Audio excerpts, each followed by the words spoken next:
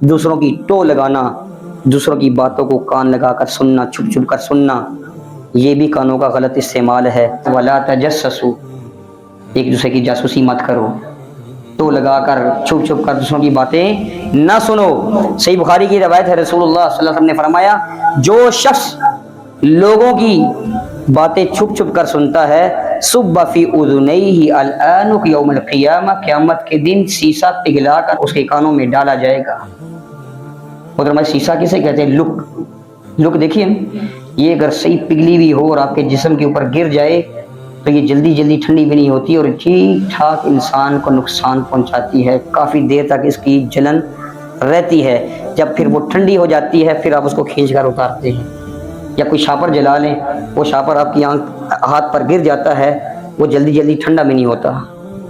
تو اس لیے یہ اس کو بولتے ہیں لک، یہ ہے آنک، یہ ہے سیسا، یہ پگھلا کر اگر کانوں میں ڈال دیا جائے تو پھر انسان کی تکلیف، اس کی شدت اور اس کی حدت یہ تو انتہائی ناقابل برداشت ہے۔ تو ایسے لوگوں کے کانوں میں یہ سیسا پگھلا کر ڈالا جائے گا جو چھپ چھپ کر دوسروں کی جاسوسی کرتے ہیں، دوسروں کی ٹو لگاتے ہیں، ان کی باتوں کو سنتے ہیں۔ تو اس لیے کبھی کسی کی پرائیویسی کی باتوں کو نہ سنیں۔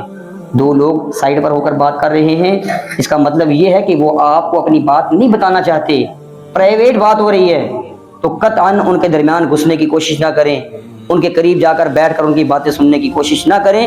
عموماً عورتوں کو یہ بیماری ہوتی ہے۔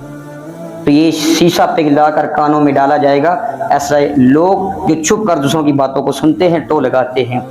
اور اسی طرح محترم بھائیو، کانوں کا کچا ہونا یہ بھی کانوں کا ایک غلط استعمال ہے۔ کانوں کا انسان کو کچا نہیں ہونا چاہیے۔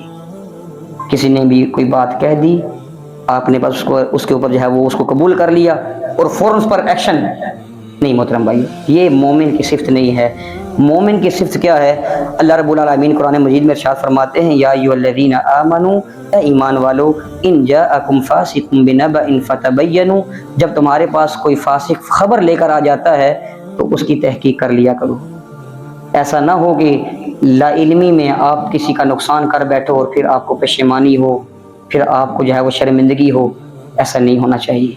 کانوں کا انسان کو کچا نہیں ہو، مومن تو کم از کم کانوں کا کچا نہیں ہوتا۔